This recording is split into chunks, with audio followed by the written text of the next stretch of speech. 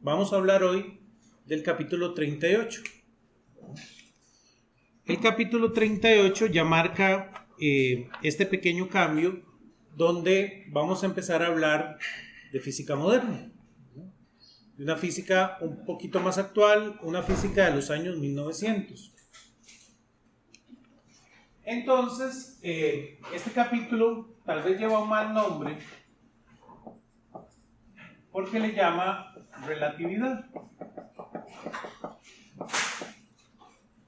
Y vamos a hablar muy poquito de relatividad. Realmente vamos a hablar de lo que se conoce como relatividad especial, ¿verdad? Que es un caso particular de la relatividad. Entonces, si le tuviéramos que dar un buen nombre a este capítulo, probablemente le llamaríamos relatividad especial.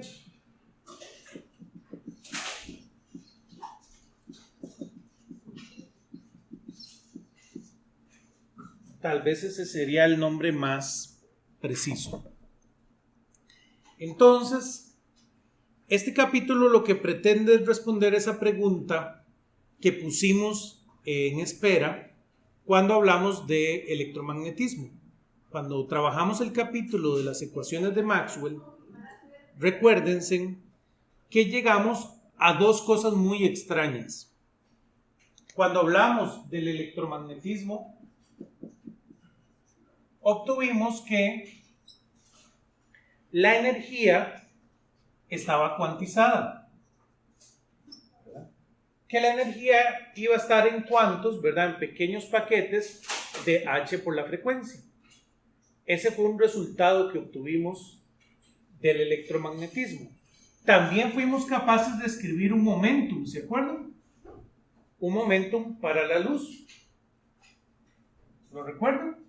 Habíamos dicho que era la energía cinética de la radiación entre la velocidad de la luz, ¿verdad? Y dependía si había absorción completa o había reflexión completa.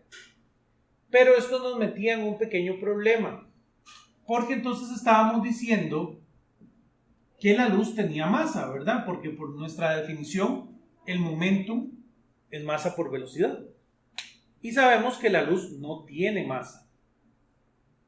Entonces, en estos dos capítulos que vamos a trabajar, ¿verdad? Tanto el capítulo 38 como el 39, lo que queremos es ver cómo la física entendió este panorama, ¿verdad? Un poquito de lo que hablamos hoy es entender cómo es el momento. Y el otro capítulo hablamos de la energía. Estos resultados, como les conté al principio, son resultados del año 1905. Que para la física es considerado como un año maravilloso, ¿verdad? Porque Einstein llegó a 3 trabajos muy importantes en el año 1905. Uno de ellos la relatividad especial, ¿verdad? El otro, todo esto que explica la cuantización de la energía, ¿verdad? Que es de alguna manera el paso a la física cuántica, ¿verdad? Lo que conocemos como física cuántica, que eso es el siguiente capítulo. Y el último tema es el del movimiento browniano, ¿verdad? Que explica cómo se mueven las placas tectónicas y explica bastantes fenómenos que la física no podía entender. Entonces fue un año bastante productivo. Veamos en particular el que nos compete, ¿verdad?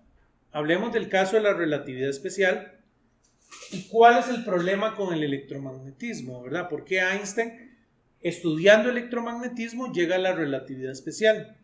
En particular, el artículo que Einstein escribió sobre relatividad especial no se llama relatividad especial, ¿verdad?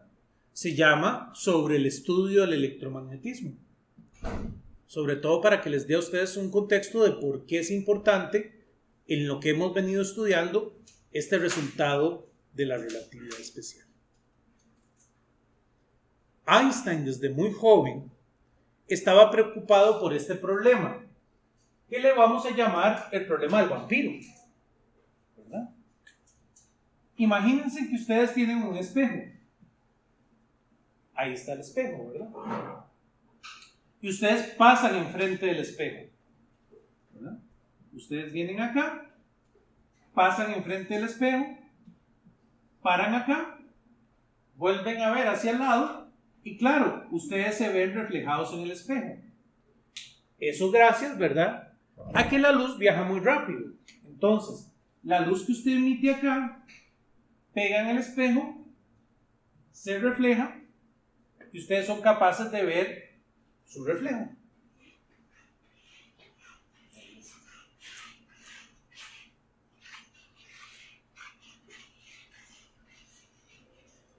Einstein decía, y sí, eso es cierto. Pero ¿qué pasa ahora si yo voy a la velocidad de la luz? Si yo ahora voy muy rápido, ¿lo ven? Digamos que yo ahora vengo aquí rapidísimo, ¿verdad? Voy bien rápido, ¿verdad? Ni Toretto me alcanza, ¿verdad? Voy aquí rapidísimo. Entonces Einstein dice, bueno, por identidad triangular, a este le voy a llamar el lado 1, a este le voy a llamar el lado 2 y este es el lado 3. Por identidad triangular, ¿verdad? Ustedes saben que si ustedes suman el lado 1 más el lado 2, ¿verdad? Eso siempre va a ser igual, perdón, siempre va a ser mayor al lado 3, ¿verdad? Esta es la identidad triangular que ustedes conocen de sus cursos de geometría. Eso es lo que define el triángulo. Entonces, si los dos vienen a la misma velocidad, la luz que camina por el lado rojo tiene que durar más tiempo. Entonces, cuando usted llega a este punto y vuelve a ver para atrás, es usted un vampiro. No hay reflejo en el espejo. ¿Será que los vampiros viajan a la velocidad de la luz? Entonces, esto tenía muy preocupado a Einstein, ¿verdad? Einstein decía, ¿cómo va a ser que la física no puede explicar qué es lo que pasa? La física no tiene ninguna explicación. No puede decir si se ve uno en el espejo o no se ve en el espejo. El electromagnetismo que hemos estudiado no es capaz de resolver este problema. Einstein dice, ¿verdad? Bueno, este problema, digamos que es un problema que combina tanto lo que ustedes saben de física 1, ¿verdad? Porque hay movimiento, ¿lo ven? Tengo movimiento. Y lo que ustedes saben de física 2, porque tengo electricidad, ¿verdad? Aquí tengo movimiento, que eso es la teoría de Newton, ¿verdad? Y tengo aquí electromagnetismo.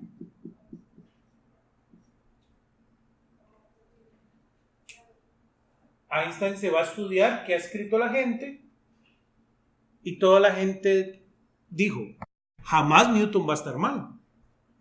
No hay forma de que Newton esté mal, ¿verdad?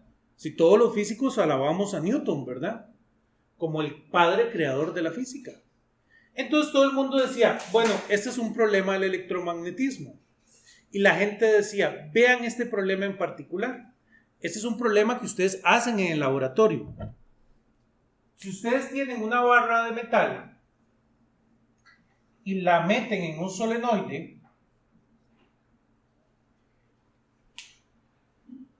eso tiene una explicación.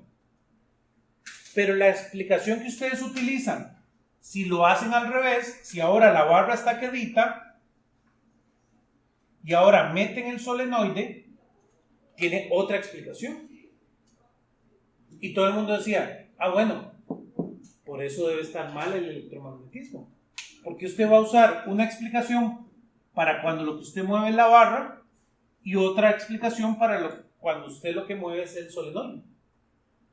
Ustedes van y lo hacen en el laboratorio y lo miden, ¿verdad? Este es un experimento de este curso. Y Einstein ve esto y dice, aquí hay algo raro, ¿verdad? Aquí hay algo que no estamos entendiendo. Y por supuesto, ¿verdad? Einstein, como todo buen físico, el físico es este bicho raro, ¿verdad? Que es capaz de ponerse en los zapatos de los demás, ¿verdad? A veces los científicos sociales no nos entienden, porque los físicos, como tienen tan pocos prejuicios, son capaces de pensar como pensaría alguien que piensa distinto a uno. Entonces, Einstein veneraba a Newton como lo hacen todos los físicos y le ponía una velita todas las noches, ¿verdad? Y a Newton. Pero Einstein dice, bueno, vale, todo el mundo ha dicho que está mal el electromagnetismo, ¿verdad? Nadie ha ido por este camino. Decir que Newton estaba mal. Nadie. Vaya, yo tengo suerte, ¿verdad? Entonces él se puso en los zapatos de una persona que no quiere a Newton y empezó a estudiar este problema y este problema a partir de pensar que Newton está mal. ¿Bueno? Claro, vean que vamos a iniciar con las ideas de Newton en este capítulo, pero por supuesto vamos a volver al problema del electromagnetismo, ¿verdad? Porque por ahí fue donde empezó Einstein. Demos un paso, ¿verdad? Recordemos qué es lo que pasa el primer día de su curso de Física 1. Voy a borrar acá.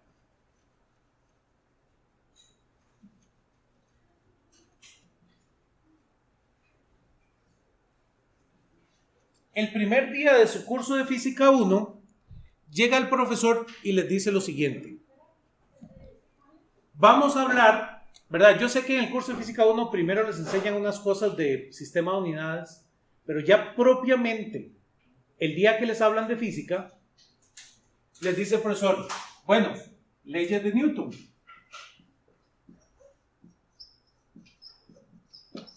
¿Verdad? Y les hacen esta aseveración y le dicen, apréndanse en esto para toda la vida. Las leyes de Newton solo son válidas, ¿dónde? ¿Solo cuándo sirven las leyes de Newton? Para marcos de referencia inerciales. ¿Se acuerdan? Su profesor les dijo, solo sirven en marcos de referencia inerciales. Y por supuesto, Einstein, cuando era un niño y le enseñaron esto, ¿verdad? Él no tuvo ningún problema. Ya cuando era un físico bastante viejo, ¿verdad? Y ya tenía su doctorado en física, viene y lee esto y dice, aquí hay un problema. Esto no puede ser así. Esto jamás puede ser así.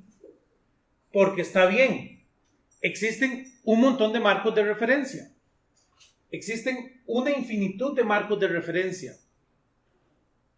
Pero son poquitos. No son todos los marcos de referencia. En particular, la Tierra no es un marco de referencia inercial. No hay que irse muy largo. La Tierra no es un marco de referencia inercial. Entonces, este argumento está diciendo que las leyes de Newton no sirven para el planeta Tierra. Entonces, claro, Einstein dijo, bueno, vamos a vivir con esto un ratito, ¿verdad? Dejemos esto, ¿verdad? Perdonémoselo eso, la teoría. Entonces, el siguiente paso que ustedes aprenden, que es a la sección 38.1,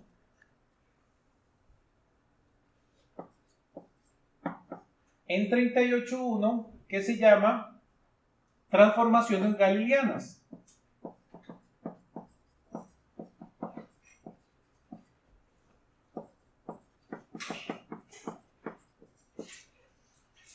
Eso es lo primero que ustedes aprenden.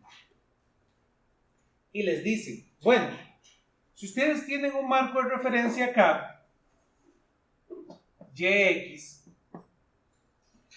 ¿verdad? Un marco de referencia tienen que ser inerciales, ¿verdad? Porque eso dice lo primero que le enseñaron. Y tiene otro marco de referencia que se está moviendo, al cual por tradición se le pone una prima, ¿verdad? para decir qué es el que está en movimiento, ¿verdad? El marco de referencia en movimiento, siempre le ponemos una prima, pensando que este marco se mueve con una velocidad v.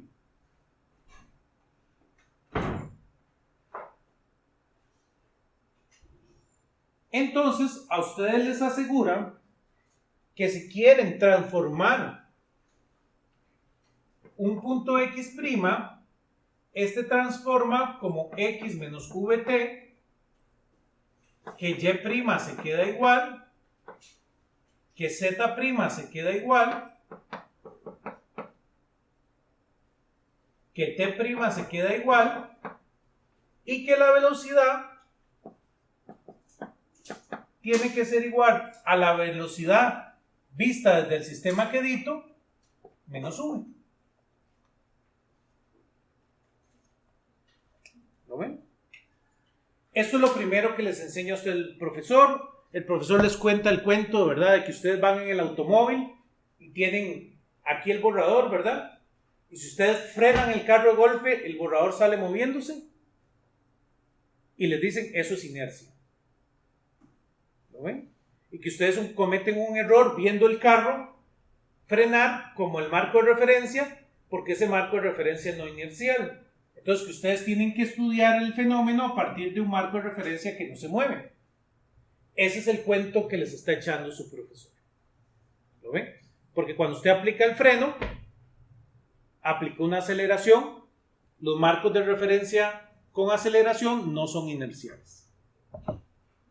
¿Verdad?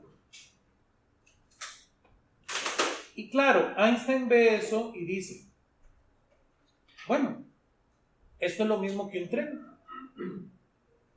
Ustedes han visto Big Bang Theory, ¿verdad? ¿Por qué a Sheldon le gustan tanto los trenes? Bueno, viene de esta tradición, ¿verdad? Einstein, cuando empezó a leer esto, ¿verdad? Leyó la segunda página de su libro de Física General 1 y vio esto y dijo, mira, esto es igual a un tren. Igual. Imagínense, ¿verdad? Que ustedes tienen un trencito. Aquí tienen la plataforma del tren, ¿verdad? Donde ustedes se sientan ahí en una banquita y ven pasar el tren. Ahí con su locomotora, ¿verdad? Y ahí con un vagoncito. Este dibujo es esto mismo, donde vean que el sistema YX va a ser la estación del tren, ¿verdad? Aquí viene la línea del tren. Y el tren es básicamente el sistema primado, ¿lo ven? Y', X'. Y la velocidad V es la velocidad que lleva el tren. Y Einstein dice, Dave, se fue, ¿verdad? Y se sentó todo el día en la estación del tren. Por supuesto, imaginen los trenes de Alemania, ¿verdad? No los de aquí, ¿verdad? Porque seguro ni hubiera pasado nunca, ¿verdad? Si Einstein hubiera sido tico, no habría relatividad, ¿verdad? Einstein vio eso y ya cuando se hizo de noche, vio que los trenes encendían las luces. Y Einstein dijo, qué interesante. Esto, cuando el tren enciende la luz, es igual a esto. Veanlo. Es esto mismo. Es el mismo fenómeno. Yo vengo aquí y lo que hice en este punto fue encender la luz. ¿Lo ven? Y salió la luz disparada. La luz salió para allá, rebotó acá y entonces yo la vi aquí. Él dijo, es el mismo fenómeno. Einstein dijo, pero ¿qué pasa? Si yo me voy a las transformaciones galileanas, ¿con qué velocidad viaja esa luz?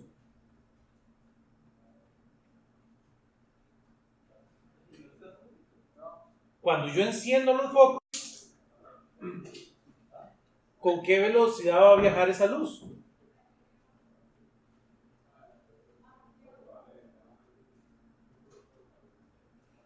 ¿Qué me dicen ustedes? según esas ecuaciones, ¿verdad? Según lo que eso me dice, ¿verdad? Si yo quiero la velocidad en el sistema no primado, entonces la velocidad en el sistema no primado asegura que esa luz se va a mover, la luz cuando el trencito prende la luz, ¿verdad? Cuando prende los focos, eso aseguraría que esa luz se mueve a C más la velocidad del tren. Eso es lo que dice esta ecuación. Y Einstein dice, no puede ser. ¿Lo ven? Porque entonces si yo vengo aquí a la velocidad de la luz, prendo la luz, esta se mueve a 2 veces la velocidad de la luz. Y eso no se vale. Y Einstein dice, ahí está, esto es lo que está mal. Esto no es cierto. La luz no se puede mover más rápido de lo que ya se mueve. ¿Lo ven por qué? Porque la luz ya no tiene masa. Entonces, si no tiene masa, toda la energía que yo le estoy aplicando se aplica solo en moverla. Entonces él dice, no, esto no puede ocurrir. Lo sabemos, este experimento lo hacemos todos los días, ¿verdad? Ustedes pueden ir con un foquito y encienden la luz y esa luz se mueve a C. Y ustedes pueden ir rapidísimo, encienden la luz y la luz se mueve a C. Y ustedes pueden ir, ¿verdad? En un Ferrari, encienden la luz del Ferrari y la luz se mueve a C. Entonces Einstein dice, no, esa ecuación tiene que estar mal, ¿verdad? Aquí es donde está todo el problema. Yo tengo que asegurarme que la luz siempre se mueva a la misma velocidad.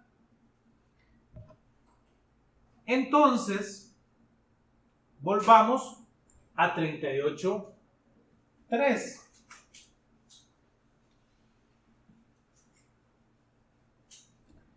En 38.3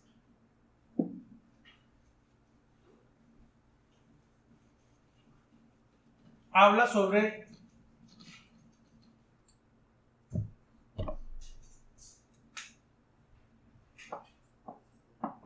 los principios.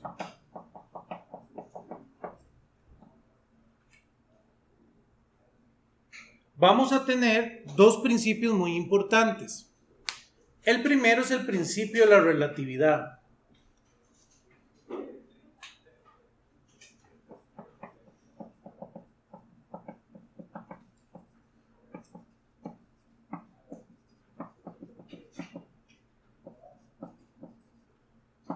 Ya yo lo dije, yo ya se los conté. El principio de la relatividad realmente lo enuncia Newton. Newton es el que descubre el principio de la relatividad. El principio de la relatividad dice que la física no puede depender del marco de referencia. La física no depende del marco de referencia.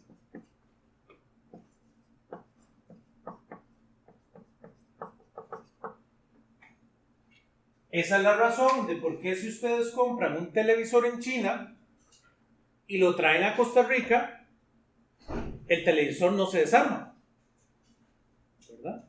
No se le salen los tornillos, porque la física en China es la misma que la física en Costa Rica. ¿Lo ven? También pasa con ¿cómo se llama? El rover, el módulo rover, que se manda a Marte, ¿verdad?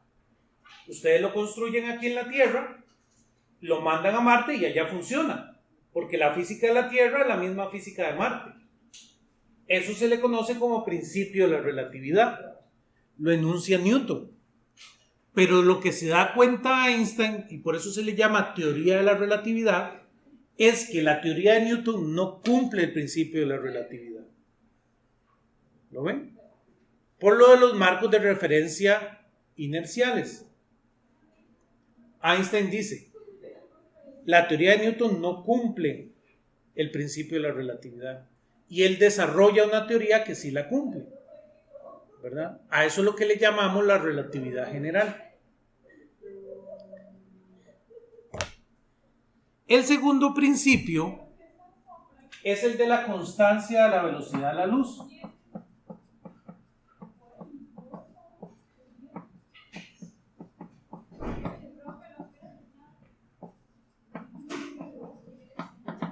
El cual dice que nada se mueve más rápido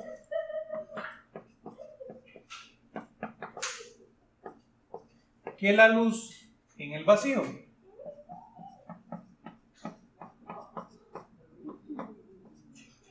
¿Verdad? Le llamamos C, que es 3 por 10 a la 8 metros por segundo. Ese es el segundo principio. Si yo agarro la teoría de Newton y la obligo a cumplir estos dos principios, es lo que llamamos relatividad especial.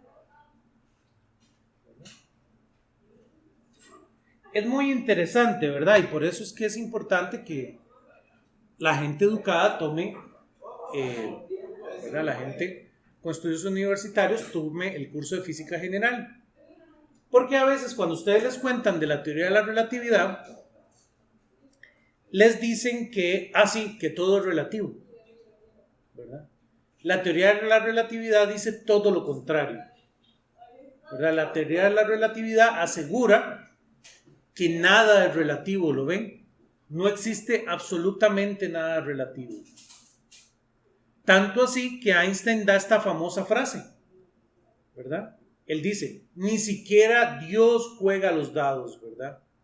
Dios no juega los dados, ¿verdad? Todo, absolutamente todo, tiene una causa y una consecuencia.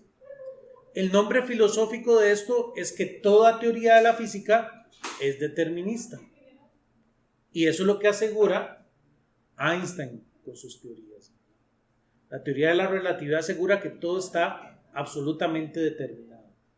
Entonces no hay nada relativo, es lo que quiere decir. Para que lo tomen en cuenta.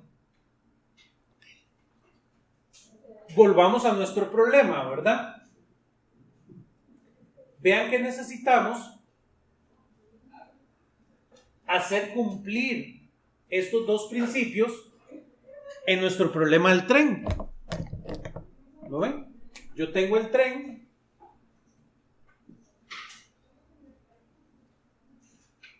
que enciende la luz.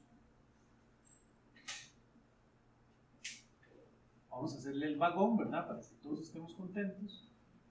El tren que enciende la luz. Esta luz no puede viajar a C más la velocidad del tren. Esta luz necesita viajar a C. ¿Lo ven? ¿Cómo logro eso? Y eso fue lo que se puso a pensar Einstein, ¿verdad? Él dijo, bueno, ¿cómo logro que esto ocurra? Eso me trae dos consecuencias. Y eso es lo que hablamos en 38.4.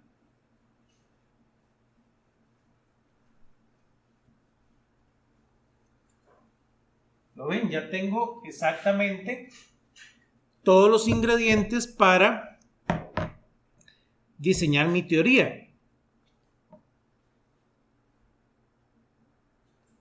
En 38.4 hablamos de consecuencias.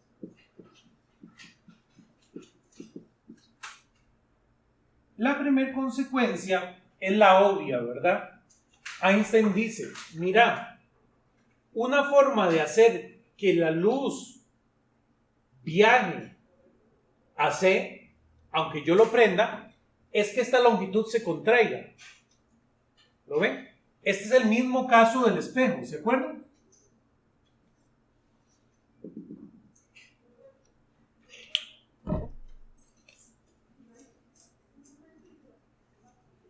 ¿Lo ven? Entonces, si mi caminar se contrae, yo puedo hacer que los dos lleguen aquí al mismo tiempo. Y eso es totalmente válido, ¿verdad? A eso le llamamos la contracción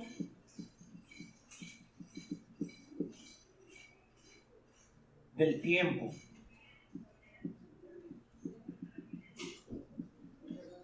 Perdón. La contracción de la longitud. Perdón.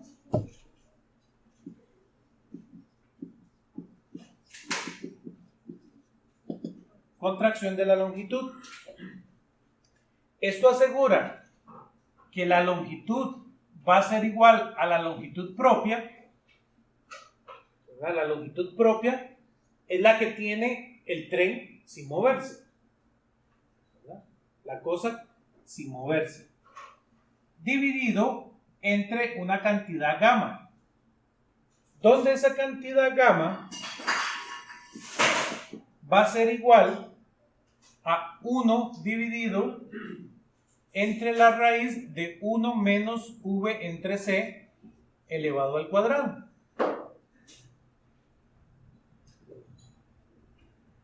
Entonces ven, lo que necesito es hacer calzar el resultado. Einstein dice, vean este gamma, si yo ahora me muevo a velocidad 0, esto va a ser 0 entre un número muy grande, esto da 0, entonces 1 menos 0 es 1, 1 entre 1 es 1, gamma vale 1, entonces en el caso que no se mueva, la longitud es igual a la longitud propia. ¿No?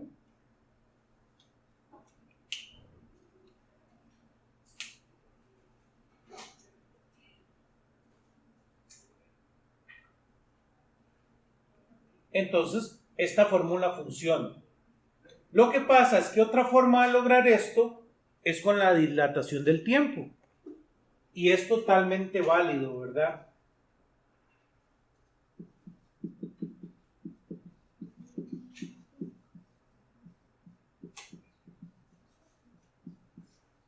Realmente ocurren las dos. De tal manera que yo puedo asegurar que la velocidad de la luz se conserva, ¿lo ven? Porque entonces tengo una contracción de la longitud, una dilatación del tiempo, de forma tal que la velocidad de la luz sigue dando lo mismo. En este caso, un cambio temporal va a ser igual a gamma por un delta del tiempo propio. Entonces, mi tiempo que yo mido en el marco de referencia que se mueve por gamma, eso es lo que va a ver la otra persona que no se está moviendo. Y eso es lo que logra que este sistema no sea conflictivo, ¿verdad? Por supuesto, ya con esto, Einstein puede resolver cuáles son las transformaciones correctas. Él dice, claro, si yo con esto logro poder explicar que la luz que sale del tren viaje a la velocidad de la luz, entonces yo puedo hacer la transformación de coordenadas correctas, ¿se acuerdan? ¿Cómo lo va a ver ahora la persona que está sentado, ¿verdad?, en la plataforma del tren, la persona que no se mueve? Eso es 38.5, que llamamos transformaciones de Lorentz.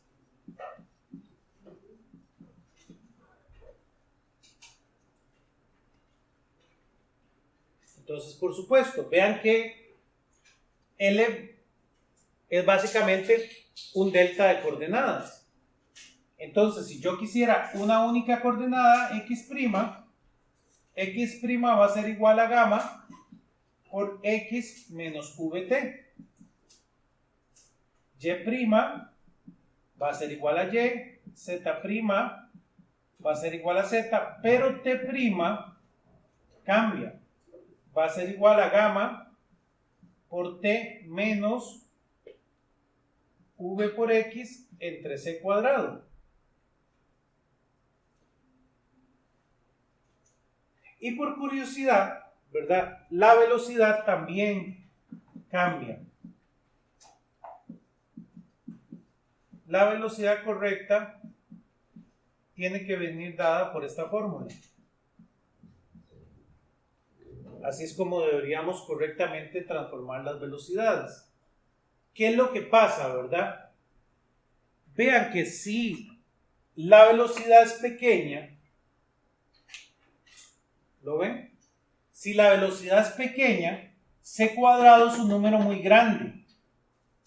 Entonces, esto da un número muy chiquito, ¿lo ven?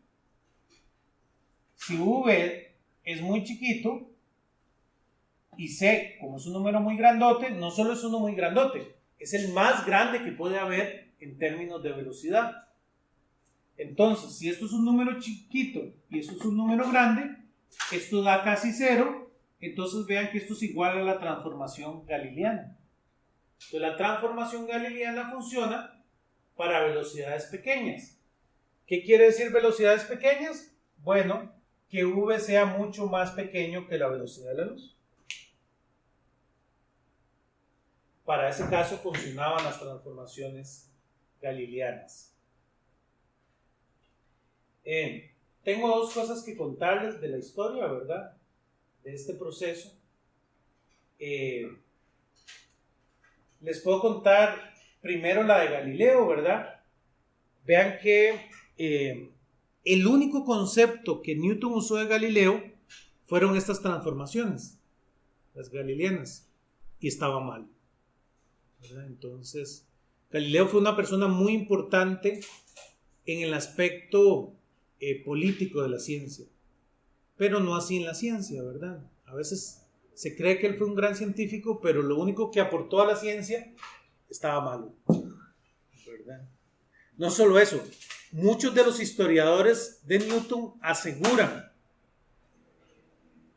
que si Newton no hubiera usado eso, Newton hubiera llegado a esta respuesta. Que Newton siempre estuvo muy dudoso del resultado de Galileo, ¿verdad? De las transformaciones galileanas. Entonces, eso es algo interesante, ¿verdad? Eso lo sabemos de la historia de la física.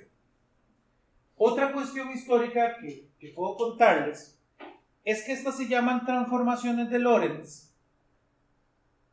Aunque Lorentz no estaba resolviendo este problema, Lorentz siempre peleó muchísimo. Estos resultados, Einstein llegó por su lado a estos resultados, ¿verdad? Como ya todo se llama de Einstein, ¿verdad? Pues para que esto no se llamara también transformaciones de Einstein, y como Lorentz peleó muchísimo, se le llaman transformaciones de Lorentz. Aunque la persona que le dio el significado físico a esto fue Einstein mismo, ¿verdad? Lorentz encontró esto resolviendo un problema muy distinto, ¿verdad? Un problema matemático muy específico, ¿verdad? Lorentz, un muy buen matemático, él estaba resolviendo un problema súper específico de las matemáticas, que después dio muchas ideas, eso sí es cierto, ¿verdad? Eso no se lo podemos negar. Se pudo hacer un puente entre lo que estaba trabajando Lorentz y este resultado, ¿verdad? Pero históricamente siempre fue conflictivo este resultado, ¿verdad? Con ese tipo de cosas de la ciencia.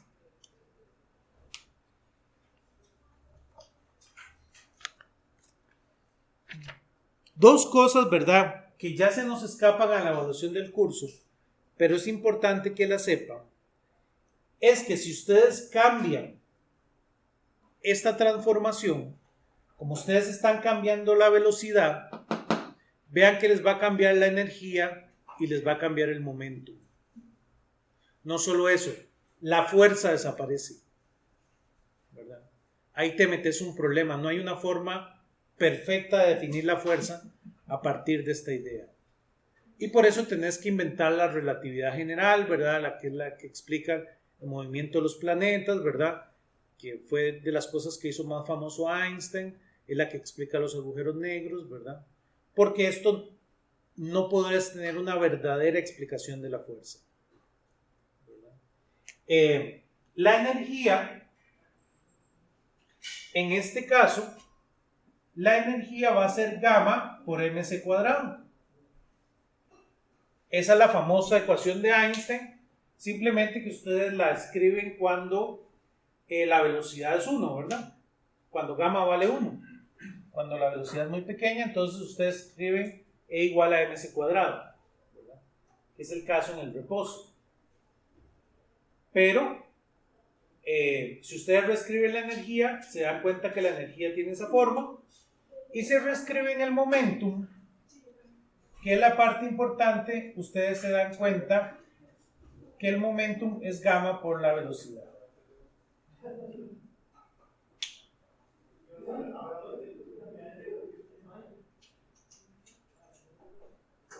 Y ustedes encuentran interesantísimo que es la explicación que queríamos hacer con este capítulo, que la energía que el momentum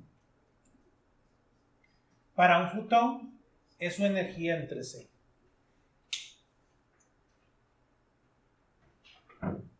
Porque si algo tiene energía, ustedes pueden compararlo, ¿verdad?, con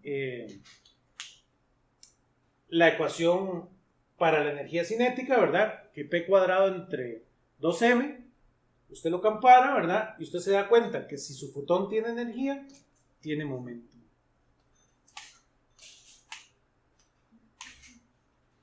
Eso también les cambia la conservación de la masa. Como les digo, eso ya se escapa a la evaluación del curso, pero la conservación de la masa hay que reescribirla, ¿verdad? Hay una nueva conservación de la masa, porque su fotón, aunque no tiene masa, sí tiene momentum, ¿verdad? Y esa es la explicación. Preguntas.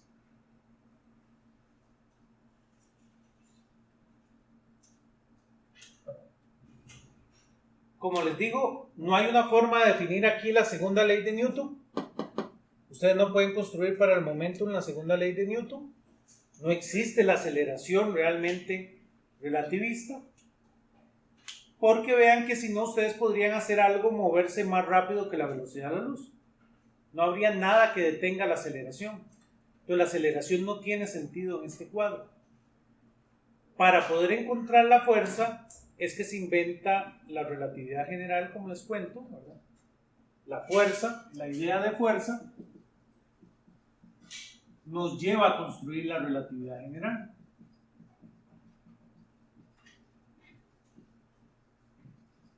Para esto necesitamos un nuevo tipo de geometría, ¿verdad? Que ustedes se les escapa, ¿verdad? De toda su carrera ustedes nunca van a estudiar esa geometría. Se conoce como geometría diferencial, ¿verdad? Y por supuesto, para entender esto uno necesita las matemáticas. No hay una forma de no entenderlo sin las matemáticas que hay detrás. Esto es lo que explica los agujeros negros, ¿verdad? Lo que explica por qué la galaxia se mueve como se mueve, ¿verdad? Usted, la teoría de Newton no puede explicar la galaxia. La explicación más sencilla, ¿verdad? Como les digo, hay un montón de tela de cortar. Einstein lo que después se da cuenta es que la masa, ¿verdad?, la masa deforma el espacio-tiempo.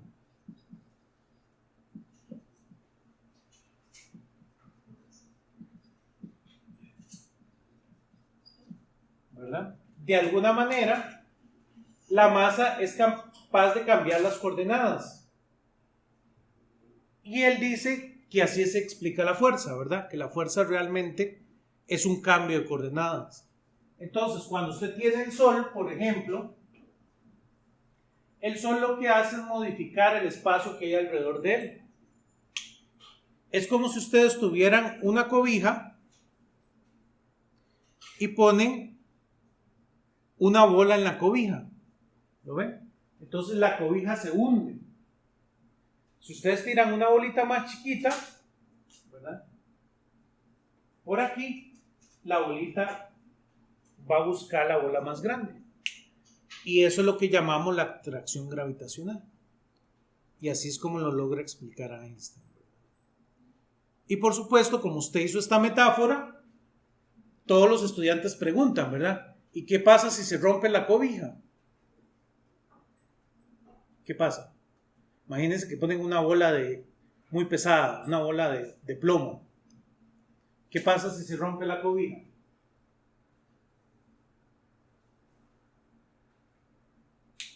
Eso es un agujero negro, ¿verdad? Si ustedes rompen la cobija, eso es lo que ustedes llaman un agujero negro. De ahí fue, por eso desde que Einstein inventó esa idea, empezamos a hablar de agujeros negros, ¿verdad? Que es romper el espacio-tiempo, ¿verdad? Preguntas. Entonces, donde hay un agujero negro es porque hubo algo muy pesado. Sí, exactamente. Hay algo que tiene mucha densidad, ¿lo ves? De densidad infinita. Entonces, un agujero negro ocurre cuando una estrella, su masa, toda empieza a colapsar, ¿verdad? Porque la presión cuántica no es capaz de sostenerla. Donde todas estas fuerzas que ustedes han estudiado en química, ¿verdad? Las fuerzas de interacción, de enlace, de Coulomb y todo esto, resulta que si usted empieza a hacer la estrella más gorda, más gorda, más gorda, la fuerza gravitacional es más fuerte que todas esas fuerzas. Entonces las empieza a vencer y todo empieza a colapsar, a colapsar, a colapsar, a colapsar y todo se vuelve un punto. Entonces punto tiene densidad infinita porque tiene volumen cero. Eso es un agujero negro, ¿verdad? Una canica de densidad infinita, ¿verdad? Ella es capaz de romper el espacio-tiempo y por eso tenemos un agujero negro. Ese es el famoso agujero negro. Ustedes saben que todas las galaxias brillantes en su centro tienen un agujero negro, ¿verdad? Y si quieren una noticia del momento, ¿verdad? Acabamos de ver que nuestro agujero negro, el del centro de esta galaxia, expulsó una estrella fuera de la galaxia, ¿verdad? La echó de la galaxia. Seguro se portó mal, ¿verdad? Y el agujero negro de nuestra galaxia acaba de botar una estrella entera, ¿verdad? Como botar el Sol lo sacó de la Vía Láctea, ¿verdad? Es el nombre de nuestra galaxia. Si quieren les doy un dato curioso, ¿verdad? Ya que hablamos de Sheldon. Galaxia, galaxia es, lo único que quiere decir es Vía Láctea en griego, ¿verdad? Entonces, realmente, cuando ustedes dicen las galaxias, usted lo que está diciendo son las Vías Lácteas, ¿verdad? Eso es algo gracioso. Hasta hace muy poquito se sabe que existe más de una galaxia, ¿verdad? Hasta el año 1960 se descubrió que había más galaxias que esta. Eso es algo gracioso. Preguntas.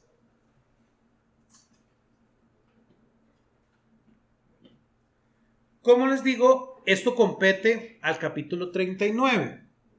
Perdón, al capítulo 38. Ahorita lo que quiero hacer, ¿verdad? Como les digo, este capítulo tiene un montón de parte conceptual, ¿verdad? Que es importante que ustedes la sepan, ¿verdad? Toda esta historia de cómo nos dimos cuenta que estaba mal la teoría de Newton debido a que Galileo había hecho algo mal. Eso es importantísimo para el día de mañana de ustedes como ingenieros, como químicos, ¿verdad? Pero en la parte práctica, ¿verdad? Nosotros no podemos evaluar todo esto en un pequeño quiz, ¿verdad? Entonces, vamos a ver a qué se parece la evaluación de esto. Vean que no hay que tener una bola de cristal, ¿verdad? Ni hacer un pacto con Newton para saber que les van a preguntar algo de lo que está en esta pizarra, ¿verdad? Les van a preguntar algo de contracción o dilatación del tiempo o de transformaciones de Lorentz. Les dije que esta vez no vamos a preguntar de la velocidad. Entonces, si se van a ver exámenes viejos, tengan mucho cuidado porque en los exámenes viejos se pregunta mucho la transformación de la velocidad. Y esta vez decidimos no preguntar directamente el tema de velocidad y menos energía y momentum, ¿verdad? Esto simplemente es que lo ocupamos para el próximo capítulo, ¿verdad? Entonces, quiero resolver un par de problemas prototipos de lo que podríamos preguntar, ¿verdad?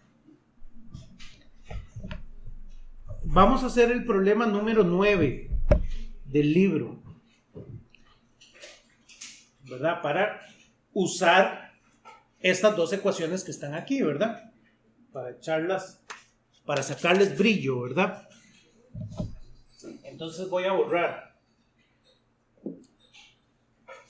Y hablemos de ese ejercicio 9. Por supuesto, este ejercicio 9 se ha preguntado muchísimo en los exámenes con pequeñas variaciones, ¿verdad?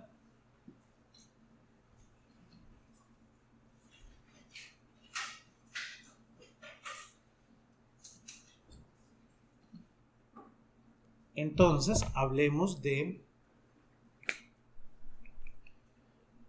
nuestro ejercicio 9, ¿verdad? 38.9.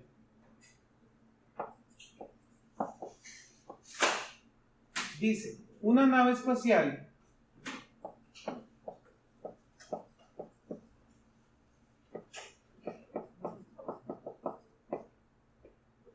con una longitud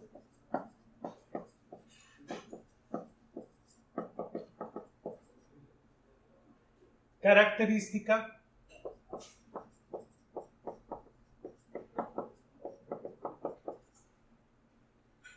de 300 metros tarda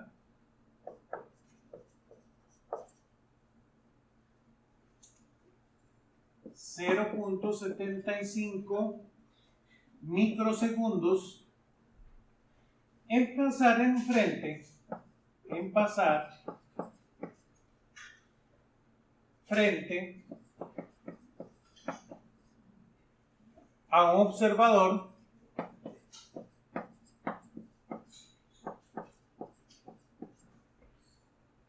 en la Tierra.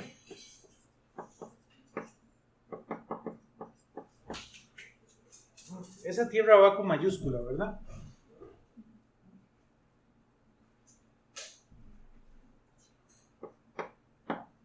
En la Tierra. Determine la rapidez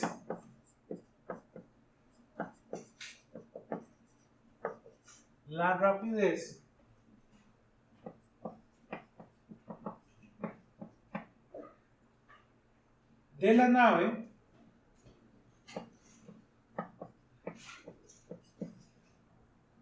medida por el observador.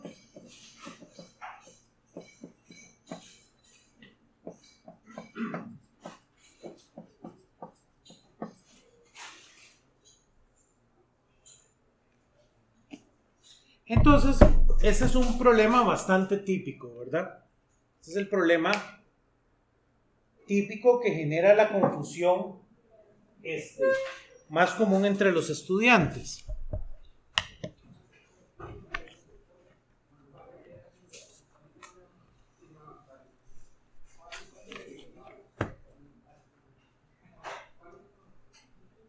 Entonces, por supuesto, ¿verdad? La idea, ¿verdad? Hagamos un pequeño dibujo.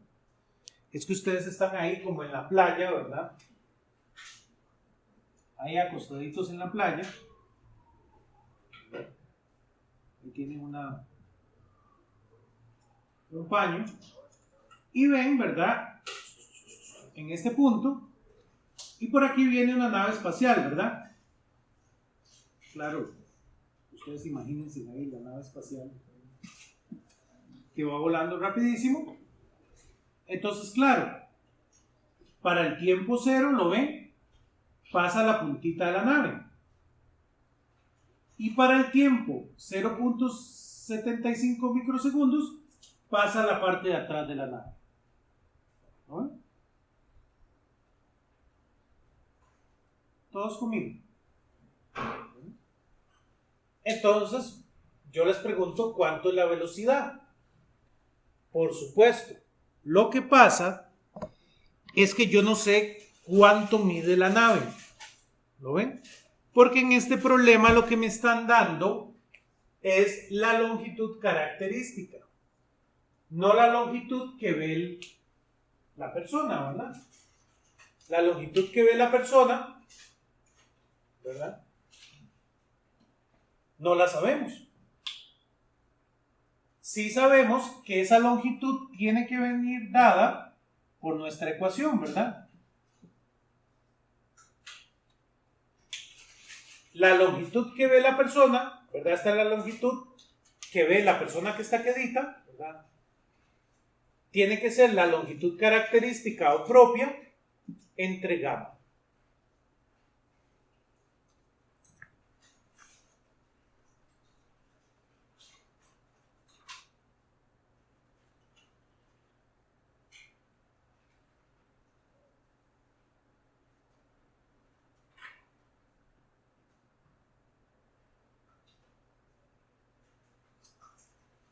Todos conmigo.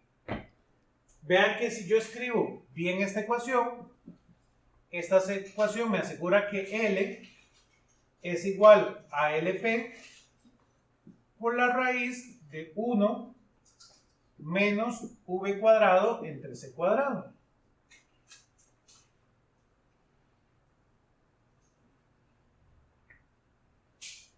Y por supuesto, lo que me están preguntando es este V, ¿verdad?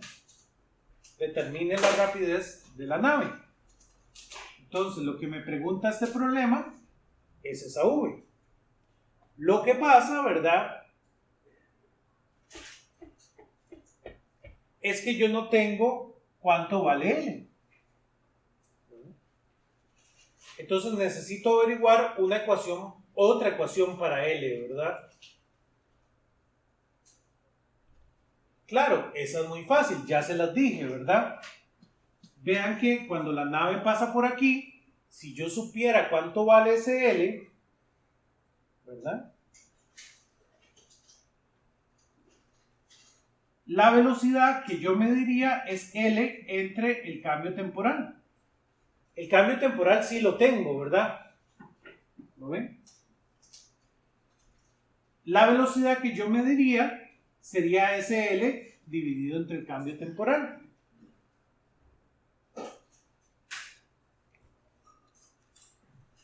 Entonces, claro, vean que puedo reescribir esa otra ecuación, ¿verdad? Simplemente como que L es igual a dt por V.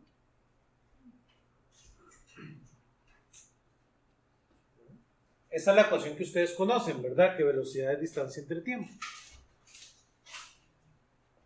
Y ya ahora sí, tengo dos ecuaciones para L, puedo unirlas, ¿verdad? Entonces, esto me asegura que el cambio temporal por V tiene que ser igual a LP por la raíz de 1 menos V entre C todo al cuadrado. ¿Sí? Y lo que tengo que hacer es despejar V de ahí, ¿verdad? Que es lo que me preguntan. Ustedes saben que hay muchas formas de hacerlo. Siempre que tenga una raíz cuadrada, lo más fácil es elevar al cuadrado a ambos lados, ¿verdad? Entonces, eso es lo que hago. De tal manera que esto implica que delta t al cuadrado por v al cuadrado tiene que ser igual a LP por 1 menos v al cuadrado entre c al cuadrado.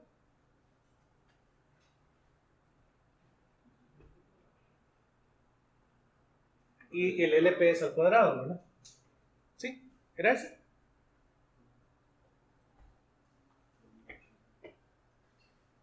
¿Todos conmigo? Entonces vean que ahora, por supuesto, escribo todo lo que tiene V de un lado, lo que no tiene V del otro lado. Entonces esa ecuación se me vuelve a delta t v cuadrado más LP por v cuadrado entre c cuadrado tiene que ser igual a LP cuadrado, ¿verdad?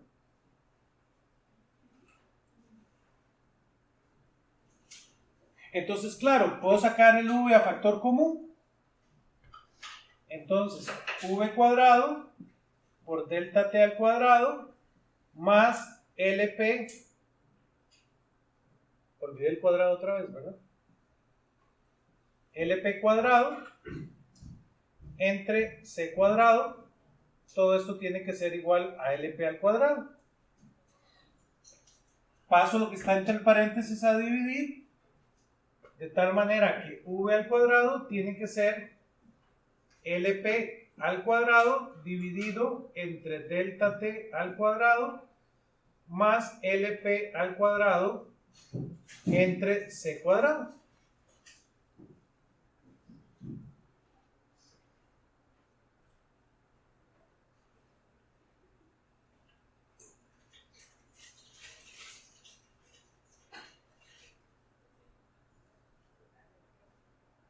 ¿Todos conmigo? Y ahora saco raíz a ambos lados, ¿verdad?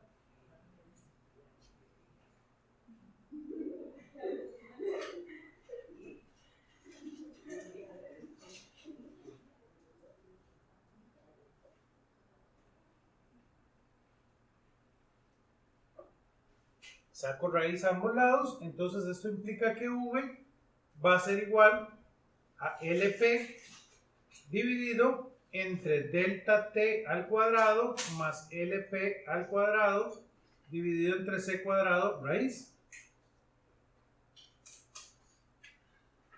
Hasta ahí pueden sustituir valores, ¿verdad?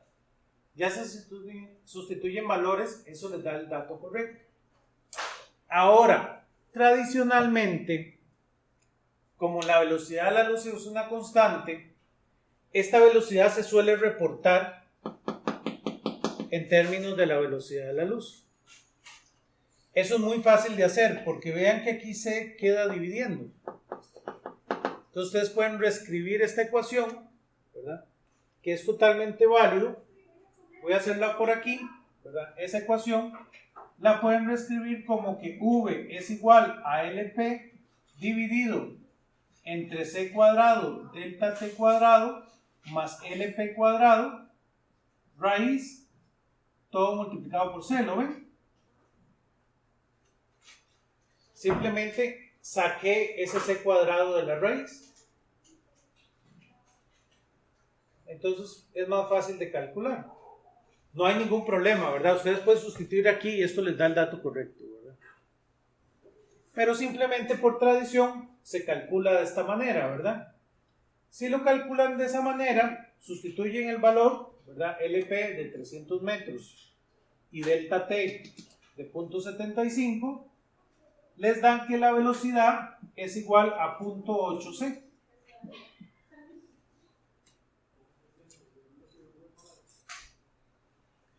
Y esa es la respuesta.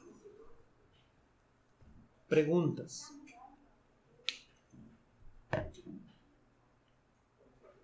Algo que les haya incomodado.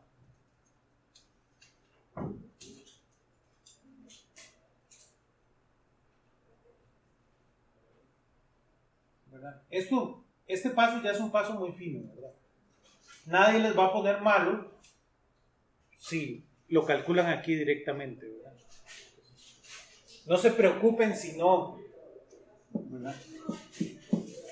Si no entienden por qué hice esto, ¿verdad? Esto es simplemente tradición. Y no está malo calcularlo allá, ¿verdad?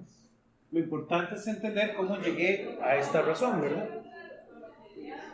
Así rápidamente, ¿verdad? Simplemente de la ecuación para la L y de la ecuación tradicional de la velocidad, despejé la velocidad, ¿verdad?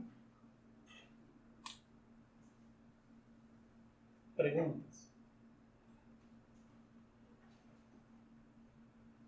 Este ejercicio es como el más complicado que se puede inventar, ¿verdad? Es el más complicado porque ustedes necesitan hacer este toque, ¿verdad? Por supuesto, tiene ahí un álgebra que no es frecuente, pero necesitan tener dos ecuaciones y meter una en otra, ¿verdad? Entonces, de esta primera parte, esto es como lo más extraño que preguntan.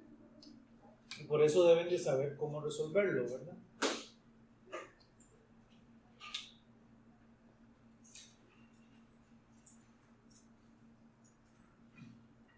preguntas. ¿Todos claros como el agua? Bueno. Hagamos ahora el problema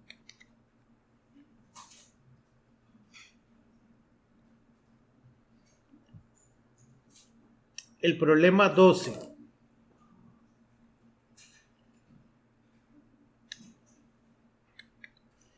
Este problema también ha salido en los exámenes, ¿verdad? Este problema 12. Ha salido un problema como este, un problema como el 12. Entonces, resolvamos el 12. Este porque ustedes se asustan, ¿verdad? Este 12 es muy sencillo, van a ver que es un ejercicio muy sencillo, pero es un ejercicio asustador.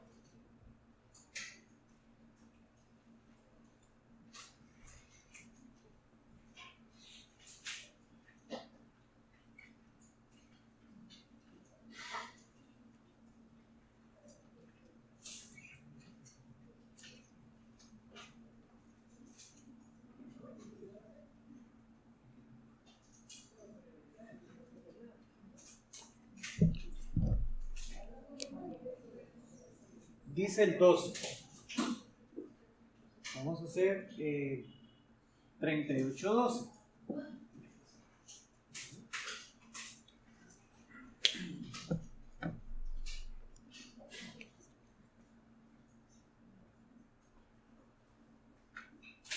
Dice, un cubo de acero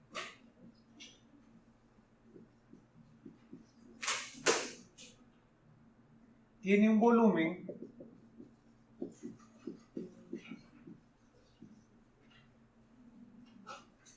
de 1 centímetro cúbico y una masa de 8 gramos. Cuando está en reposo,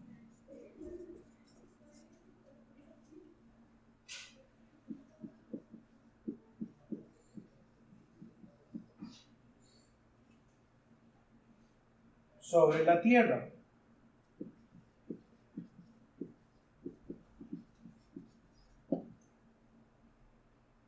Otra vez, tierras con mayúscula. Si este cubo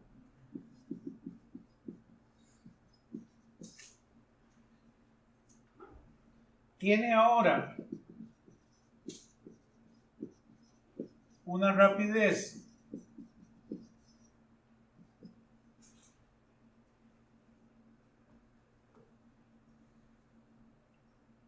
U igual a 0.9 C, ¿ven lo que les cuento?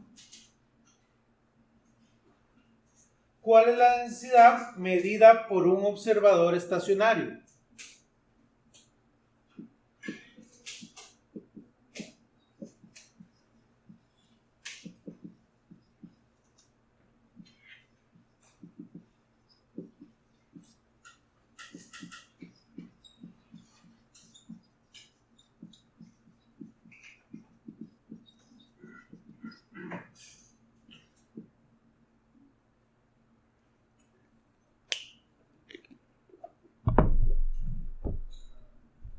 Y les dicen, la densidad relativista, ¿verdad? Como una ayuda, ¿verdad? Les dicen, tengan en cuenta que la densidad relativista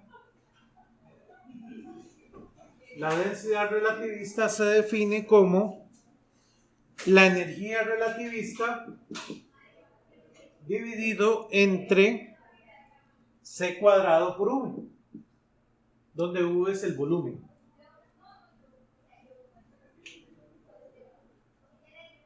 Por supuesto, de primera entrada, los estudiantes ven el problema y se asustan, ¿verdad? Donde, como les digo, es un problema muy sencillo. Ustedes tienen un cubo y el cubo de ahí empieza a viajar a una cierta velocidad. Y les preguntan de que calculen esto, ¿verdad? ¿Cuánto vale esa densidad? como les digo, no es nada del otro mundo.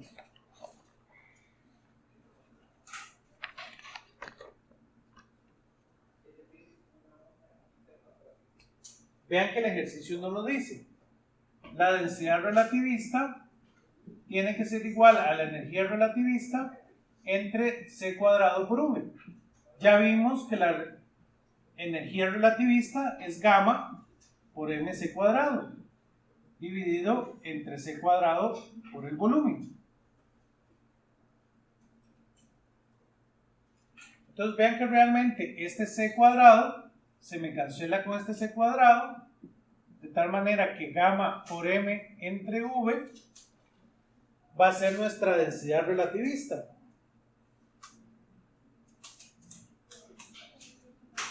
No solo eso, ¿verdad? Vean que m entre v es la densidad común y corriente. ¿Lo ven? Esa es la densidad común y corrientona. Entonces realmente nuestra densidad relativista no es más que gamma veces la densidad común y corriente. Entonces, claro, tenemos todos los datos.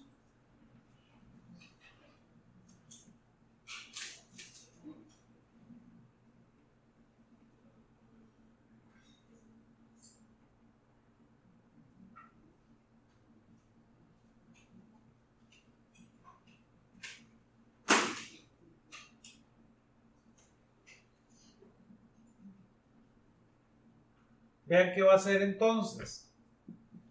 Esto va a ser igual a la masa, que son 8 gramos, dividido entre el volumen, que es 1 centímetro cuadrado, un centímetro cúbico, por gamma, que es la raíz de 1 menos 0.9 elevado al cuadrado.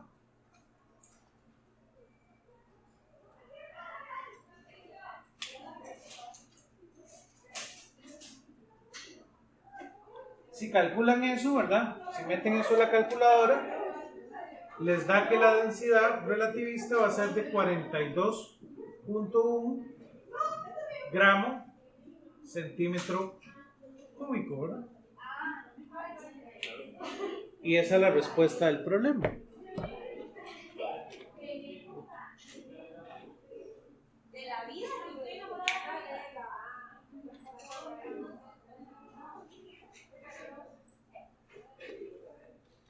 Preguntas.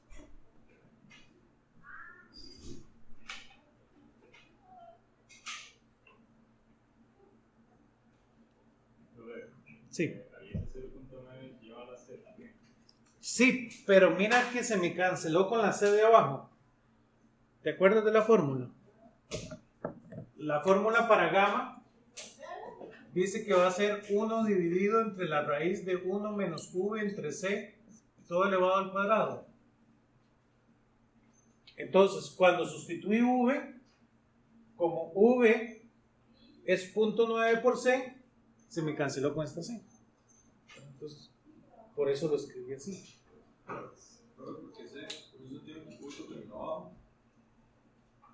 Porque el volumen es 1 centímetro cúbico.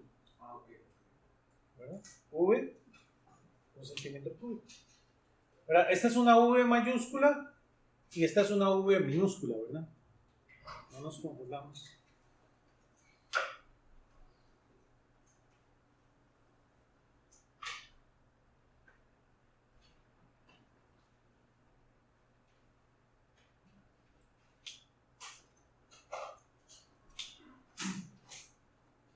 ¿Todos de acuerdo? ¿Alguna otra pregunta?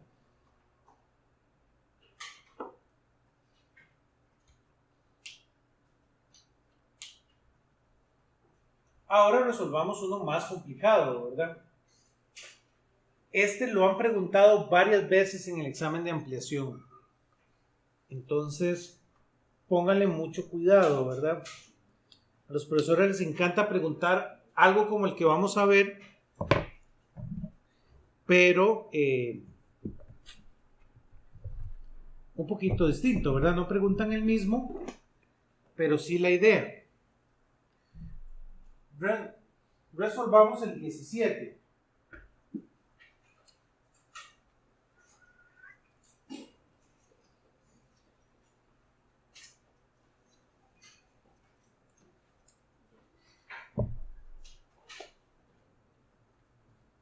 Hablemos del 38-17.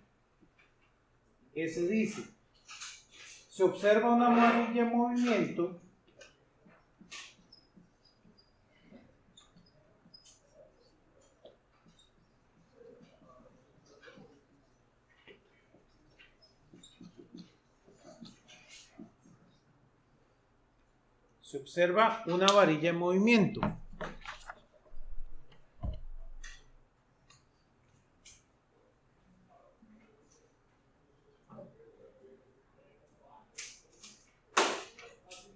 que tiene una longitud de 2 metros y está orientada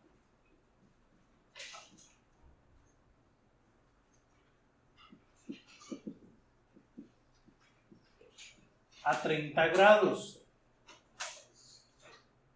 respecto a su movimiento.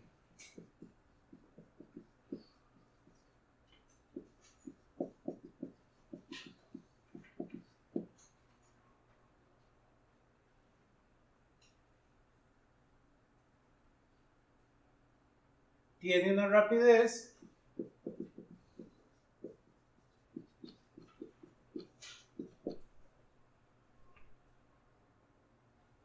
de 0.995C. ¿Cuál es la longitud de la varilla?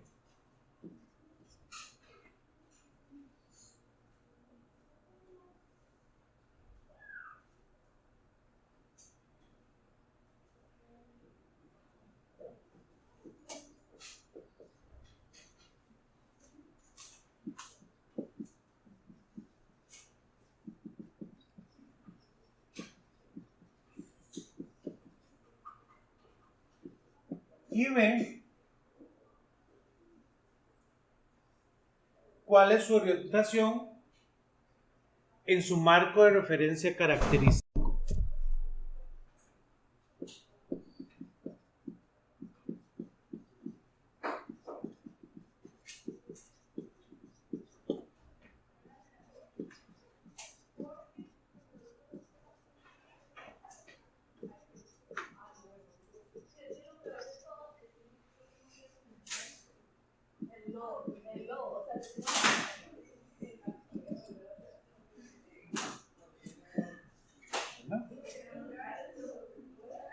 Entonces, voy a borrar acá. Lo que tenemos es un ejercicio parecido al primero, pero con una pequeña complicación, ¿verdad?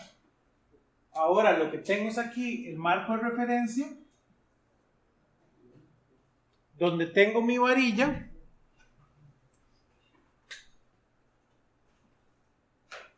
Y aquí hace un ángulo, ¿lo ven?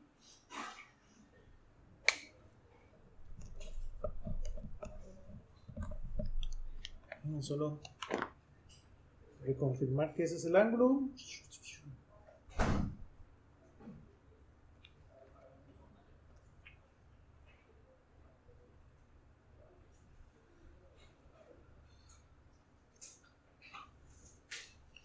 Entonces, ella tiene una longitud L, ¿verdad? Y se va moviendo en esta dirección. Ese marco de referencia.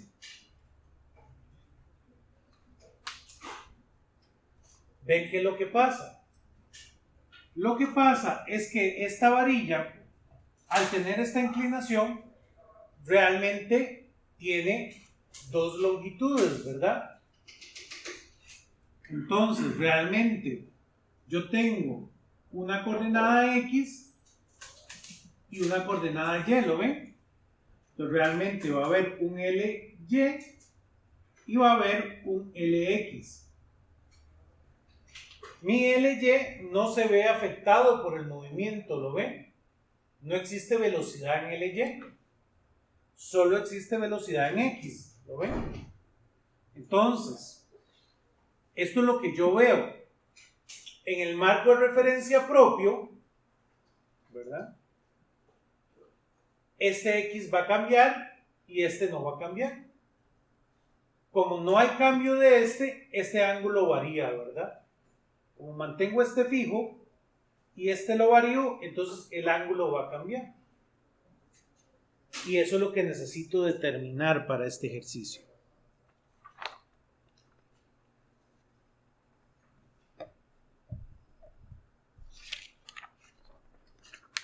Entonces veamos, ¿verdad? De nuestro conocimiento, sabemos que LY tiene que ser L por el seno del ángulo, ¿verdad? Esa va a ser la componente Y. La componente X tiene que ser L por el coseno del ángulo, ¿verdad?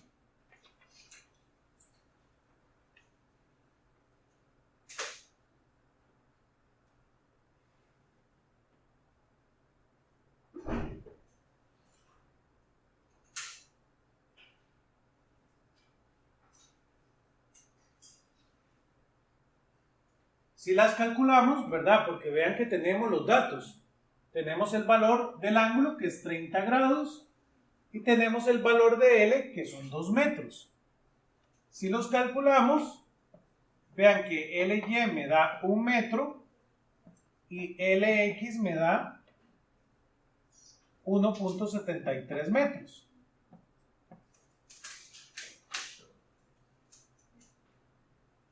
Hasta ahí no me he metido nada con la relatividad especial, ¿verdad?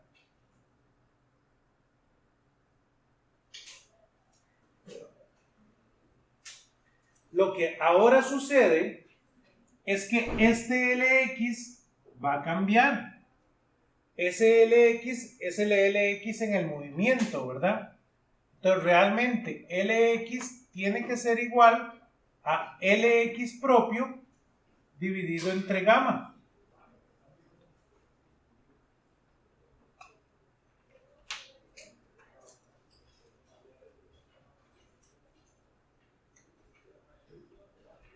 Pero aquí lo que me están preguntando es el caso propio, ¿verdad? Entonces, esto implica que LX propio tiene que ser igual a gamma por LX. Porque yo tengo el valor de LX. Vean que lo puedo calcular. Entonces, LX propio simplemente va a ser LX, que es 1.73, dividido entre la raíz de 1 menos 0.995 elevado al cuadrado.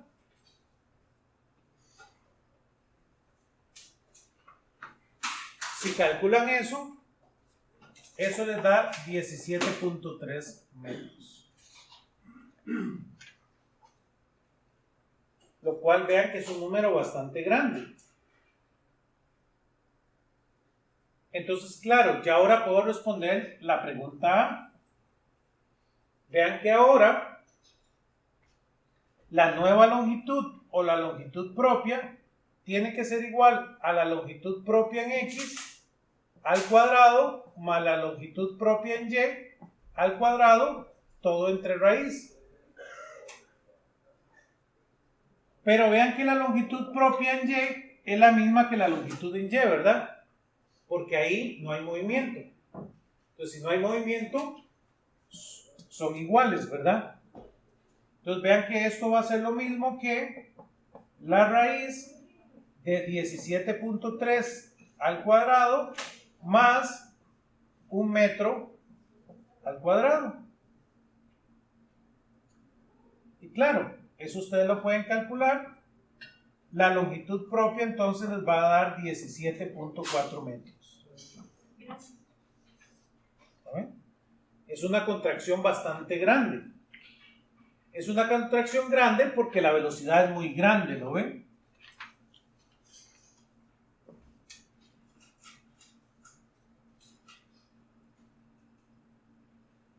Y vean que ya para ustedes calcular B es trivial, ¿verdad? B es el ángulo y ustedes son expertos en calcular ángulos, ¿verdad? Sí. El ángulo es simplemente la tangente a la menos 1 de su L propio en Y dividido en su L propio en X. Eso ustedes lo saben hacer. Vean que simplemente sería la tangente a la menos 1 del L propio en Y, que ese no cambia, ¿verdad? Va a ser 1 metro dividido entre L propio en X, que es 17.3. Y si calculan eso, implica que el ángulo es igual a 3.3 grados.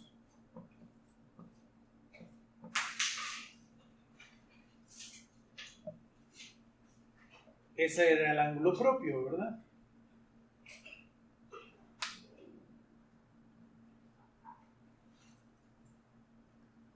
Preguntas.